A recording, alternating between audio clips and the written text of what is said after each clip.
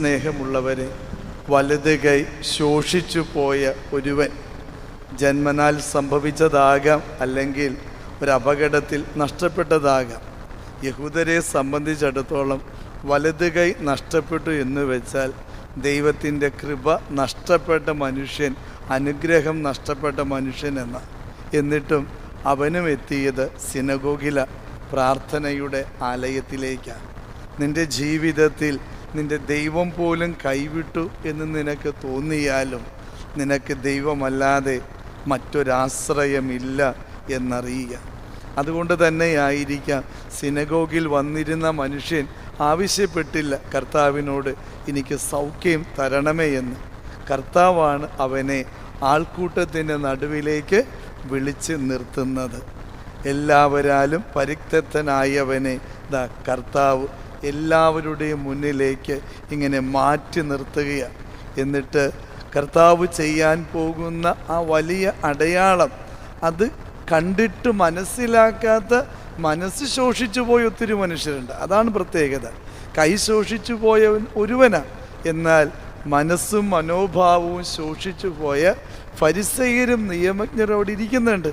അവരിങ്ങനെ മനസ്സിൽ ആലോചിക്കുക, ഇവൻ സാപത്തിൽ എന്തെങ്കിലും അത്ഭുതം ചെയ്താൽ ഇവനിട്ട് പണി കൊടുക്കണം.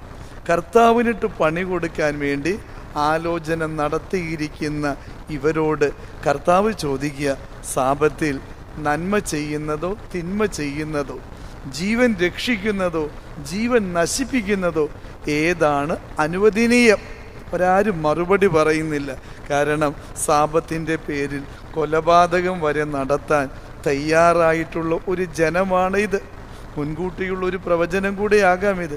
കാരണം കാൽവരിയിൽ കുരിശിൽ കിടക്കുന്നൊരവസരത്തിൽ ഇപ്രകാരമാണ് വചനത്തിൽ എഴുതി വച്ചിരിക്കുന്നത്, അടുത്ത ദിവസം സാപത്തിൻ്റെ ദിവസമായതിനാൽ അന്ന് ശരീരങ്ങൾ കുരിശിൽ കിടക്കാൻ പാടില്ല എന്ന് യൂതന്മാർ പറഞ്ഞു. അതുകൊണ്ട് കുരിശിൽ തറക്കപ്പെട്ടവരുടെ കണങ്കാലികൾ തകർത്ത് ആ ശരീരം താഴെ ഇറക്കാൻ അവർ പീലാത്തോസിനോട് ആവശ്യപ്പെട്ടു എന്ന് വചനം പറയുമ്പോൾ സാപത്തിൻ്റെ പേരിൽ മനുഷ്യനെ കൊല്ലാൻ പോലും നിയമം അനുവദിച്ചിരുന്നു എന്നുള്ളതാണ് നാം മനസ്സിലാക്കേണ്ടത്. അപ്പോൾ സാപത്ത് നന്മ ചെയ്യേണ്ട ദിവസമാണ്.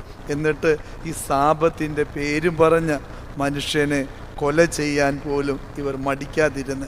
അതുകൊണ്ടാണ് കർത്താവ് ചോദിക്കുന്നത്, നന്മ ചെയ്യുന്നതോ തിന്മ ചെയ്യുന്നതോ, ജീവൻ രക്ഷിക്കുന്നതോ ജീവൻ നശിപ്പിക്കുന്നതോ ഏതാണ് അനുവദനീയം?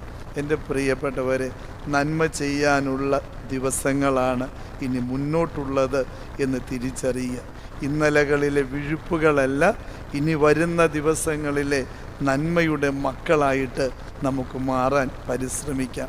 കാരണം നിയമങ്ങളും ചട്ടങ്ങളും അനുശാസിക്കുന്നത് മനുഷ്യനെ കൊല്ലാനും നശിപ്പിക്കുവാനുമാണെങ്കിൽ അപ്രകാരമുള്ള നിയമങ്ങളെ എടുത്തു മാറ്റാൻ നമുക്ക് കഴിയണം. അല്ലെങ്കിൽ ആ നിയമങ്ങൾ തന്നെ നമ്മെ നശിപ്പിച്ചു കളയും. നിയമങ്ങളെ മാറ്റാനായി കടന്നു വന്നവന് നന്മയോടുകൂടെ ചിന്തിച്ചുകൊണ്ട്, നിയമങ്ങൾ അതിൽ തന്നെ തിന്മയാണെന്നുള്ളതല്ല, മറിച്ച് മനുഷ്യനെ നന്മ ചെയ്യുന്നതിന് തടസ്സമായി നിയമങ്ങൾ നിന്നാൽ ആ നിയമങ്ങളെ പോലും എടുത്തു മാറ്റണം.